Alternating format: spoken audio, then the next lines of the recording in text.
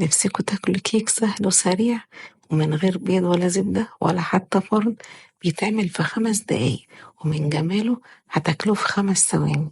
هنعمل النهاردة الميني كيك السهل الاقتصادي، وهيطلع معاكم إن شاء الله ناجح 100%. بس لو عجبكم الفيديو ياريت لايك وشير والاشتراك بقناتي باليوتيوب، قناة الشيف سيلا.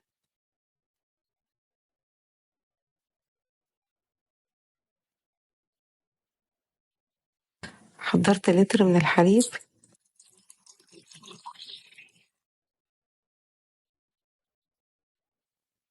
حطيت عليه 2 باكت من الكريم شانتيه،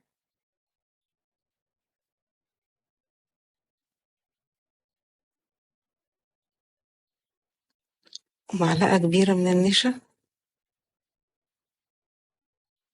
وكوباية من الكاكاو المحلى.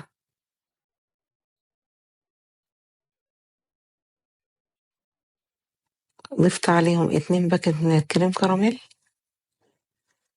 وأهم حاجة لازم نقلبه كويس قبل ما نحطه على النار. مش بنحط سكر لأن الكريم شانتيه والكاكاو فيهم سكر، بس تقدروا تدوقوه وتحلوه حسب ذوقكم. رفعته على نار متوسطة مع التقليب المستمر، وأول ما غلي طفيت عليه. صبيته مباشرة، تقدروا تصبوه في قوالب أو كاسات أو كوبايات أو قالب واحد كبير، المهم تصبوه مباشرة لأنه بيتجمد بسرعة جدا.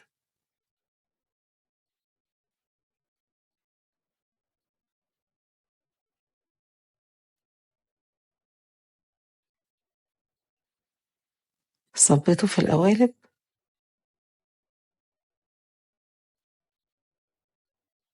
وأول ما برد حطيت بسكويت على الوش وحطيته في التلاجة. هو أول ما بيبرد بيجمد حتى قبل ما تدخلوه التلاجة، تقدروا في المرحلة دي تاكلوه مباشرة.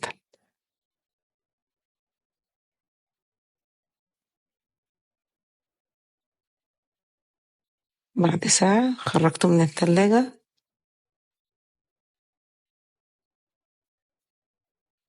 وحطيت كاكاو على الوش.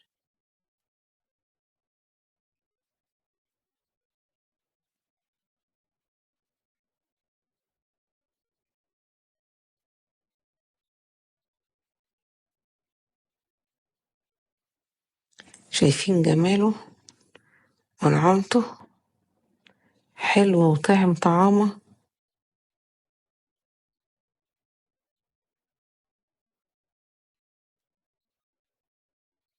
وشكله يجنن، بيدوب وانتوا بتاكلوه، متعرفوش بقى انتوا بتاكلوا ايس كريم ولا كيك ولا ايه بالظبط.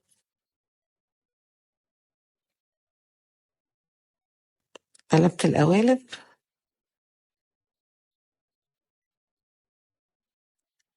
بصوا من نعومته بيسيب القالب ويتقلب بمنتهى السهولة.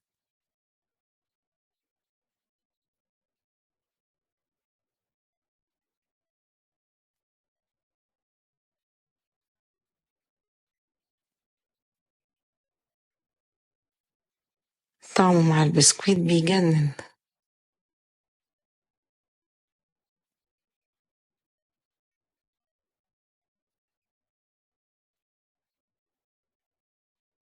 رشة كاكاو على الوش،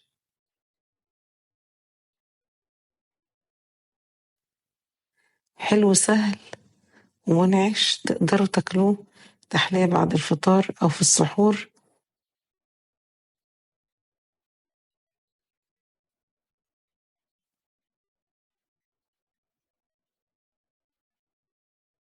مش هتشبعوا منه ولا هتتعبوا وانتوا بتعملوه، مش مكلف مع انه فاخر ولذيذ.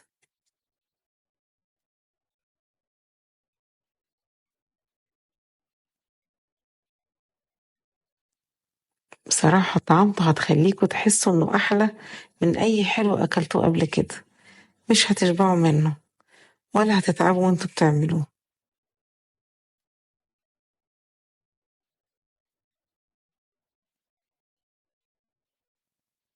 وبألف هنا على قلبكم.